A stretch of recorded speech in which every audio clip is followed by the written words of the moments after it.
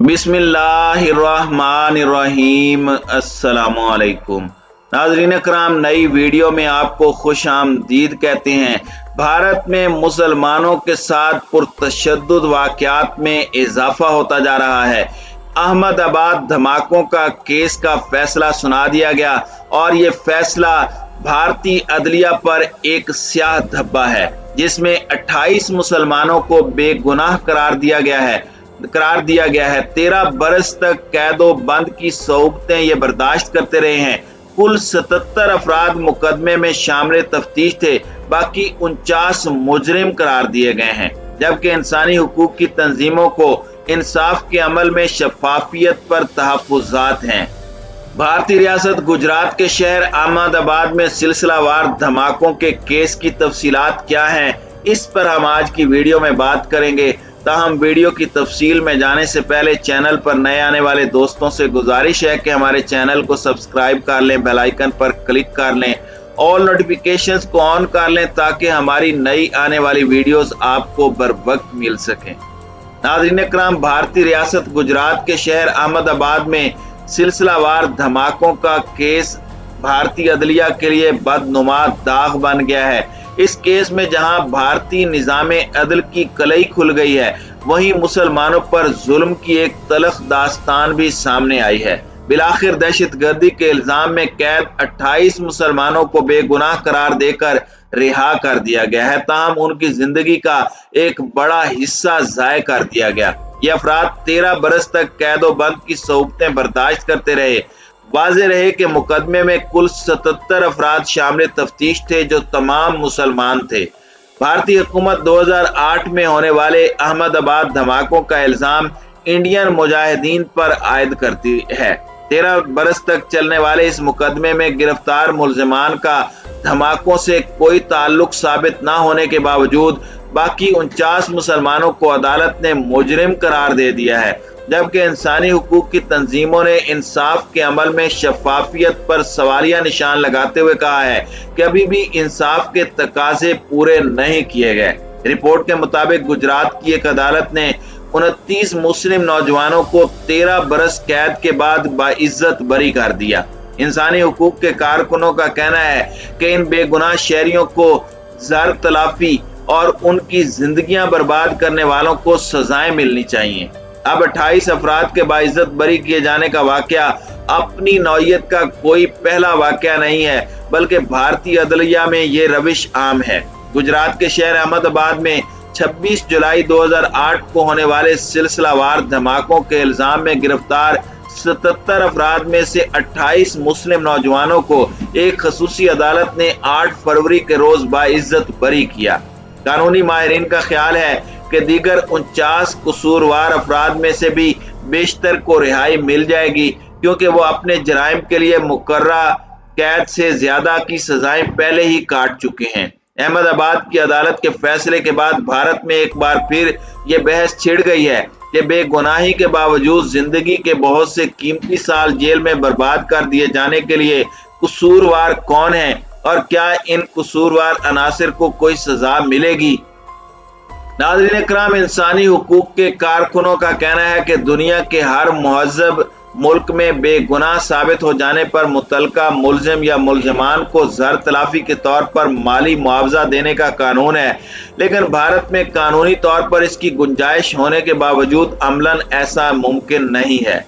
South Asia human rights documentation centre के director के मुताबिक कानूनन और उसूलन किसी भी बेगुनाह शख्स को एक दिन भी जेल में नहीं रखा जाना चाहिए, लेकिन भारत में 15, 20, हत्ता कि 28 बरस तक भी किसी बेगुनाह को जेल में रखा जाता है। उसकी बरसों की जिंदगी उससे छीन ली जाती है, लेकिन कोई जवाब दे नहीं। फिर ऐसे शहरियों को झूठे इल्जामात में फंसाने वाले पुलिस एहलकारों या दीगर अफराद के खिलाफ भी कोई कार्रवाई नहीं की जाती। रवि नायर ने कहा कि भारत में बड़ी तादाद में मुस्लिम नौजवान जेलों में बंद हैं। उनमें से बहुत से कई बरसों बाद बेगुनाह साबित होने पर रिहा हो जाते हैं। रवि नायर का कहना है कि बेगुनाह साबित हो जाने के बावजूद लोग ज़र तलाफी की खातिर कोई केस इसलिए नहीं करते क्योंकि वो समझते हैं कि इस केस में फैसला आने में मजीद 30 बरस लग जाएंगे। उनका कहना था कि मगरबी اور یورپی ممالک میں جج فیصلہ سناتے ہی یہ بھی لکھتے ہیں کہ اگر کیس غلط ہے تو ریاست معاوضہ ادا کرے۔ مہذب معاشروں میں ایسا ہی ہوتا ہے، لیکن ہمارے ہاں ایسا نہیں ہے۔ ناظرین کرام، واضح رہے کہ بھارت میں غیر جانبدار حلقے احمد آباد دھماکوں کا ذمہ دار نریندر مودی کو گردانتے ہیں۔ ایسے افراد کا ماننا ہے کہ نریندر مودی نے الیکشن کے سال میں یہ دھماکے سیاسی فائدے حاصل کرنے کے لیے کروائے یا ان کی منصوبہ بندی کی۔ 26 جولائی 2008 کو جب احمد آباد میں وقتاً فوقتاً 21 دھماکے ہوئے تو مودی گجرات کے وزیر اعلیٰ تھے۔ ان پر اس سے پہلے بھی مسلمانوں کے خلاف انتقامی کارروائیوں کے الزامات لگتے رہے۔ 2008 نریندر مودی کی وزارت علیہ کا آخری سال تھا، جس کے بعد وہ وزارت عظمیٰ کے امیدوار بن گئے اور اب بھارت کے وزیر اعظم ہیں۔ ناظرین کرام، استغاثہ کی عدالت میں پیشی کے حصے میں کہا گیا ہے کہ ملزمان کے خلاف بم بنانے کے کافی شواہد موجود ہیں۔ جن گاڑیوں میں بم نصب کیے گئے تھے وہ اس بات کے کافی ثبوت ہیں کہ گاڑیاں ملزمان لے کر گئے تھے۔ مجرموں کے خلاف مجرمانہ سازش، بغاوت اور حکومت کے خلاف جنگ چھیڑنے کے ثبوت بھی ہیں۔ ملزم کے خلاف ریاست کا امن خراب کرنے اور امن و امان کی صورتحال خراب کرنے کے بھی ثبوت ہیں۔ ساتھ ہی دفاع نے کہا کہ یہ کیس جھوٹے الزامات لگا کر کیا گیا ہے۔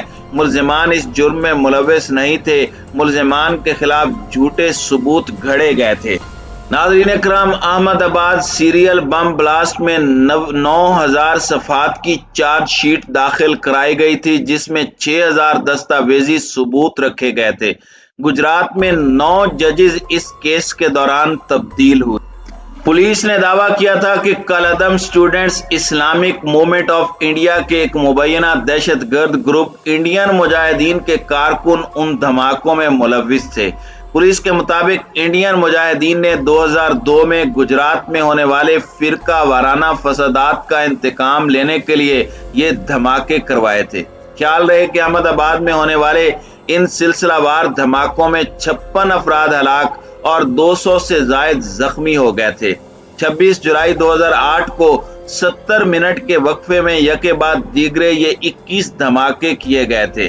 ان دھماکوں کے چند روز بعد پولیس نے مختلف علاقوں سے بم برآمد کیے تھے، جس کے بعد احمد آباد اور سورت میں 15 FIR درج کی گئی تھی۔ ناظرین اکرام، رپورٹس کے مطابق ابتدا میں سیکیورٹی کے پیش نظر کیس کی سماعت سابرمتی جیل میں کی گئی، جس کے بعد بیشتر سماعتیں ویڈیو کانفرنسنگ کے ذریعے کی گئیں۔ سماعت کے دوران 26 گواہوں کو سٹار گواہ مانا گیا تھا اور ان کی شناخت کو سیکیورٹی کے پیش نظر خفیہ رکھا گیا تھا۔